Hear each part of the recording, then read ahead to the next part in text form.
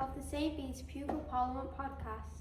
We are so excited to launch our brand new podcast, created by the children for our school community and beyond. In this podcast, we'll be sharing important ideas, interviewing special guests, and talking about our faith, our school and the world around us. As a member of the Pupil Parliament, we are proud to represent the voices of all the children here at St. Bede's. And today we have a very special guest. Please welcome our parish priest, Father John Ryan. Thank you for joining us today, Father John. We are really honoured to have you as our very first guest. And it's a real pleasure to be here with you all. You too. We are so excited to learn what it's like to be a priest. And I'm very happy to try and answer all your questions. Are you relaxed enough so we can get Thank you. started? We can get started, certainly. What made you decide to become a priest when you were younger? When I was more or less your age, we used to have priests come and visit my primary school. And oftentimes they'd work in Africa or in Latin America, various places around the world as missionaries. And they came and told us about the work. And when I was in my final year, year 6, one of these priests came and told us about his work in Africa. And when I went home for lunch, as I did in those days, my mum said, what have you been doing in school today? And I told her about this priest who visited, and she said, would you like to be a priest? And I said, I think I would. And it started from there. And the priest who was responsible for looking after those who had shown an interest in becoming a priest, he was a curate at the primary school, which I attended, and so I knew him very well. And so I was in touch with him for the next few years. And then at the age of 15, I had my one and only job interview.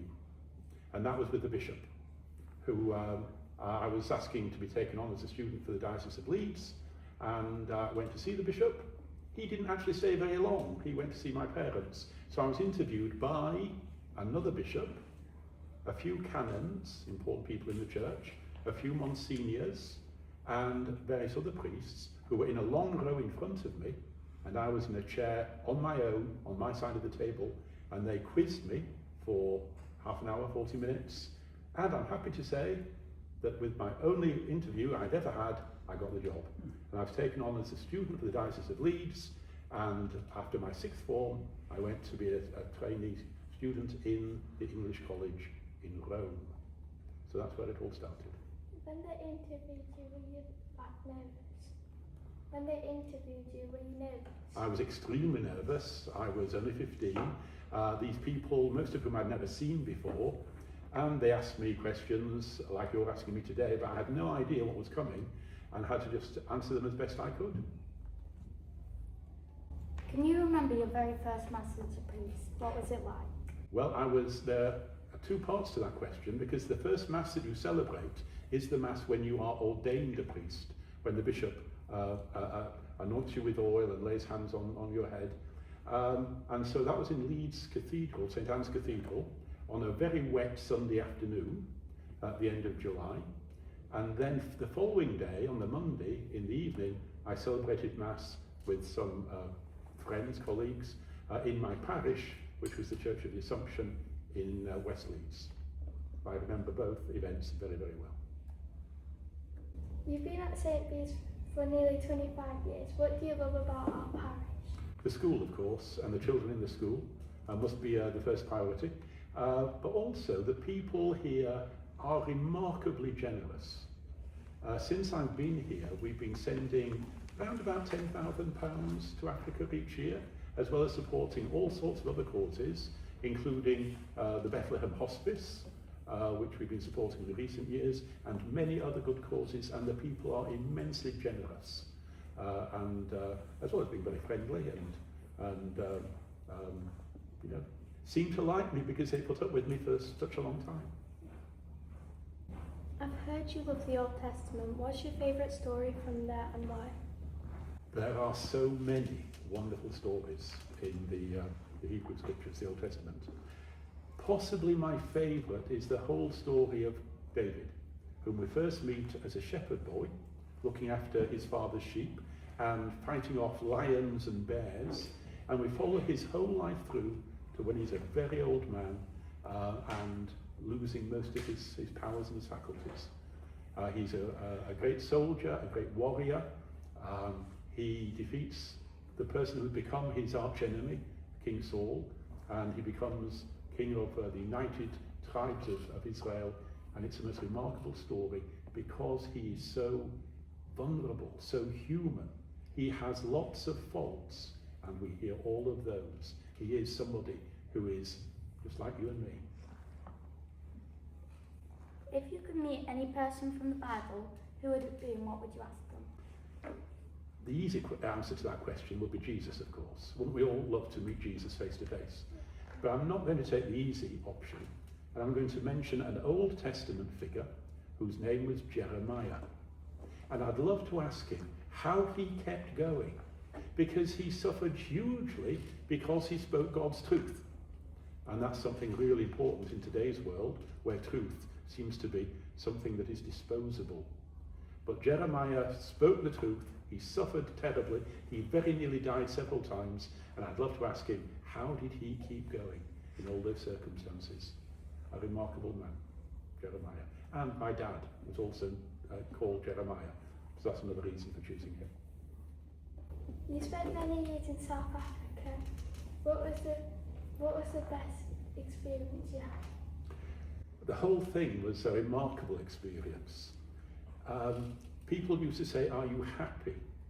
It's a very difficult question to answer, because my time in South Africa, in a sense, fell into two periods which overlapped.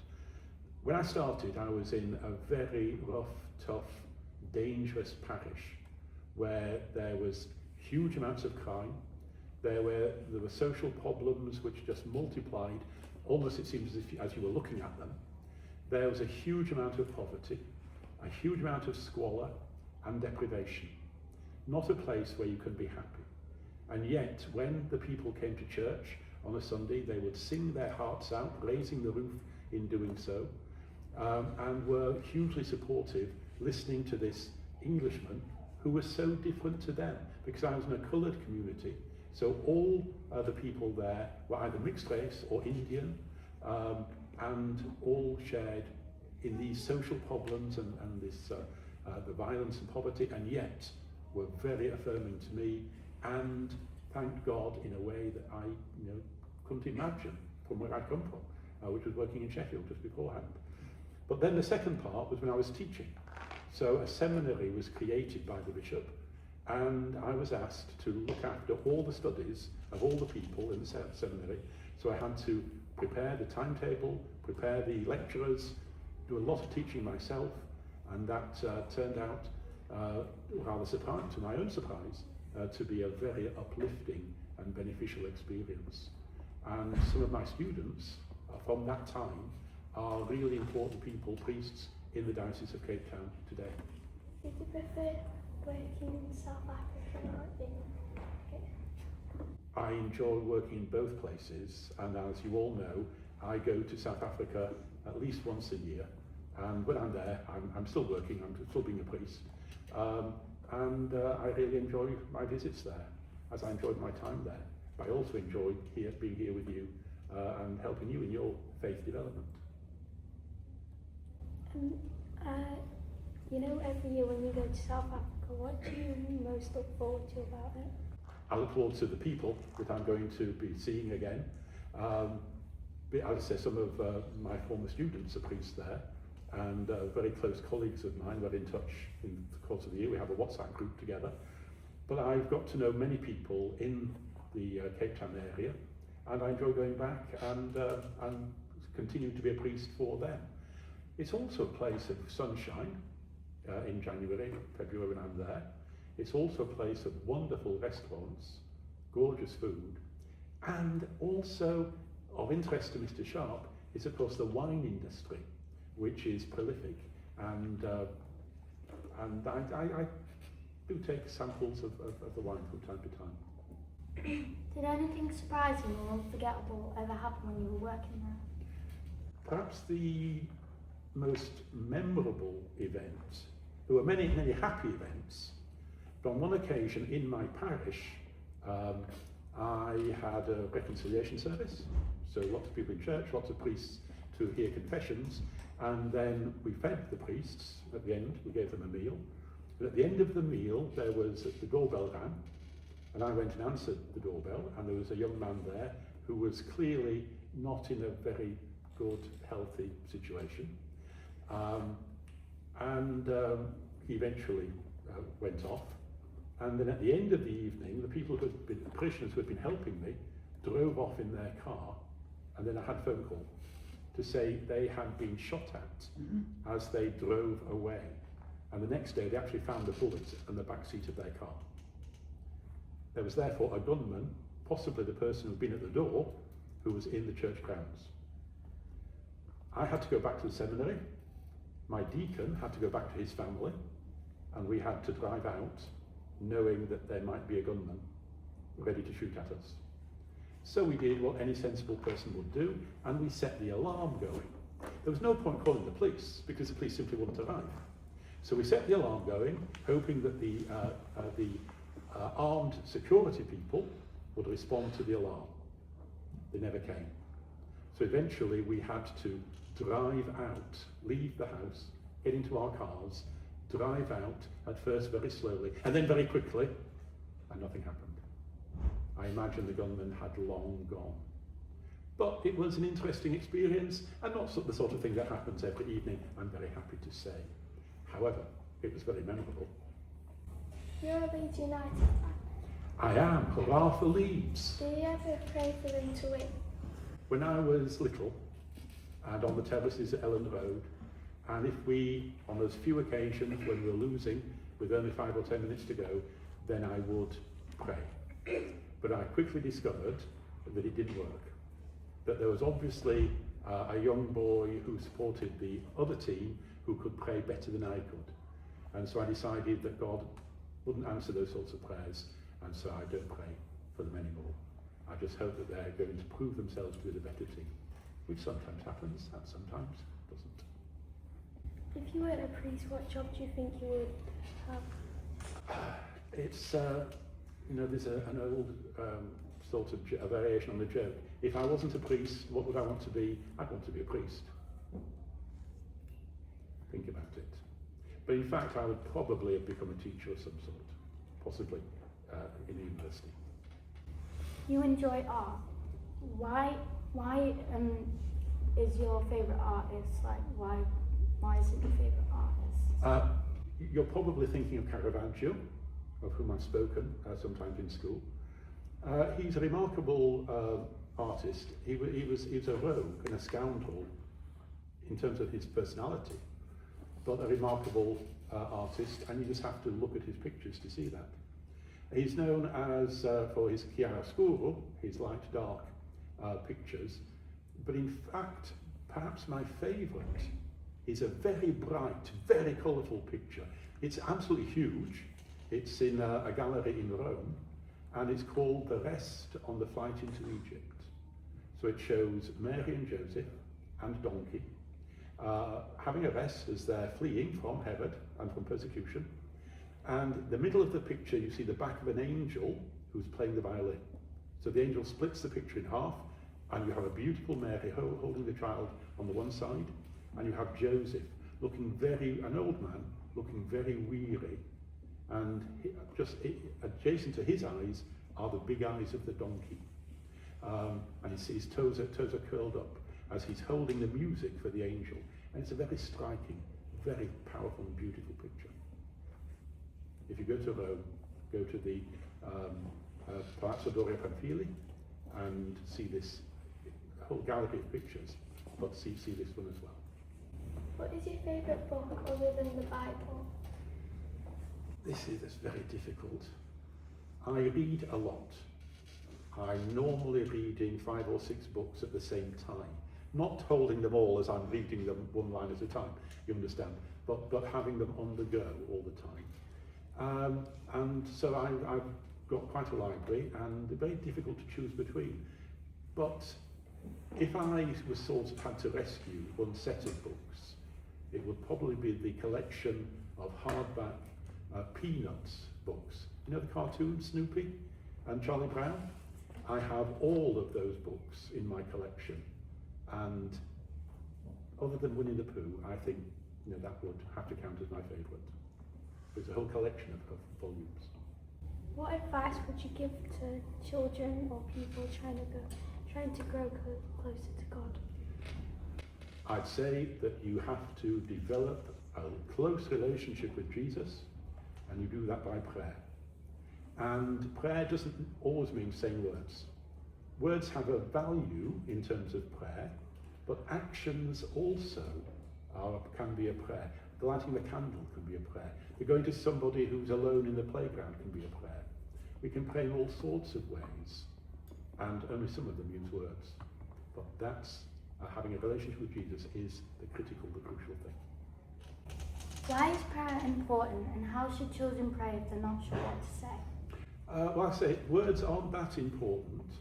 Words are a help, and you should approach Jesus in prayer in the same way that you'd speak to a friend. That you just pour your heart out, tell them what you've done in the day. At the end of the day, it's a good time to think about what's happened in the day, and to think about the good things, for which we can say thank you, and to think about the things that have gone wrong, where we can pray to help us improve in what we've messed up in the course of the day. But prayer is talking as you talk to a friend, but also, as I say, actions are an important part of prayer as well. You're coming to 50 years as a priest. I am. What has been the most rewarding part of your vocation? So many. It's rewarding. I manage these days to get not just into St Bede's School, but into many other schools, St Bernard's and a number of other schools in the Multi-Academy Trust. That's a hugely rewarding experience, though as I get older, it's also an increasingly tiring experience. But also I think my teaching in South Africa, where I'm told that some of the priests who are now priests and doing excellent work might well not have got through the seminary system if they weren't in Cape Town, where I was the Dean of Studies, responsible for their work. And therefore that's, and given that some of these people are now my closest friends in the priesthood, that I look back on with a great amount of satisfaction. That's something I think was well done. If you want to see more, go to Pupil Parliament Podcast to see more exciting and fun guests. Just while you're still here, does anyone else have any questions? Olivia, when you were younger, was your family very spiritual? I didn't think so at the time, because we went to Mass every Sunday as a family, and that was just the thing what we did. And when I was older and in the sixth form, I would go to a very early Mass on my own, but the idea of not going to Mass simply never arose. That's something we simply did. We had the family rosary on many evenings. And again, because that's what we did, I didn't think it was in any way unusual. But looking back, I think it probably was a very spiritual upbringing. My parents were both practicing Catholics, and we all went to Catholic schools, and that laid the foundation for me being able to say, when my mum said, "Do you think you'd like to be a priest?"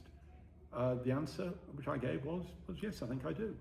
And if she'd not asked that question, would I have become a priest? I don't know. But asking the question can be just so important to get you thinking about a possibility you might not have thought of otherwise. So yes, I think it probably was. Verity? If marriage is one of the 7 sacraments, why can't priests become married? Priests can marry, which is to say, I should put that the other way around, there are priests who are married. So we have a priest in Rotherham who was an Anglican priest, became a Catholic and was ordained as a Catholic priest. He was married in St Bede's many, many years ago, and continues to be a married man with a wife. The general rule, though, is that priests do not marry, so that having been ordained, I'm not able to have a girlfriend and go and ask anybody to marry me. But that's a discipline of the church, which was introduced a long time ago, in about the 12th century, but it remains something which could be changed. It's not, as it were, the law of God, it is a law of the church, which is changeable. And therefore, the idea of married men who are very significant in their church, in their community of faith, they could certainly be married at some time in the future. And it's an open debate at the present time. What you'll find is that Father's effectively married many times over. He has a whole army of women running round after him, making sure he has everything at his beck and call. My mum's one of them. Not true at all. If you could go back to any age in school, what age would it be? I was very happy in reception with all those pop-up books and toys to play with. But in fairness, I think probably I'd want to go back to the sixth form. In terms of school, I'd probably rather go back to university. But certainly sixth form was an exciting time for learning. Not so much fun for exams, but certainly that was a time. And you're sort of old enough to know what's going on and to appreciate. What was also fun was in the sixth form, I was a qualified referee, and I used to referee the staff when they played matches. And it's really good to be able to threaten with yellow cards and red cards your teachers. That's great fun. I've got one last question. I think for probably the most intelligent man I know, Father John, I was very surprised to hear him say his favourite book is Winnie the Pooh or Peanuts. Wasn't the answer I was expecting at all. So can I ask what is so appealing about those stories? Well, because there's a huge amount of wisdom in those books. The wisest cartoon character I've ever come across is Snoopy. And they're just some wonderful, very, even today, very humorous stories. And Winnie the Pooh is simply timeless. And anybody can still enjoy the books of Winnie the Pooh, few as they are. But even so, I have in my dining room an Eeyore and a Tigger, and in my study a little Winnie the Pooh.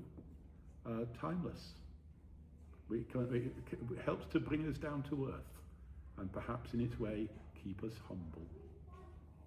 Very big in Japan, huge. Wise people, the Japanese. What message would you like to give to the people watching this today? The message that I would want to leave you with is simply expressed in 2 words. Be kind. If you are kind to the people you come across, they will remember you, and you will have a powerful effect on those lives of people whom you meet. Be kind.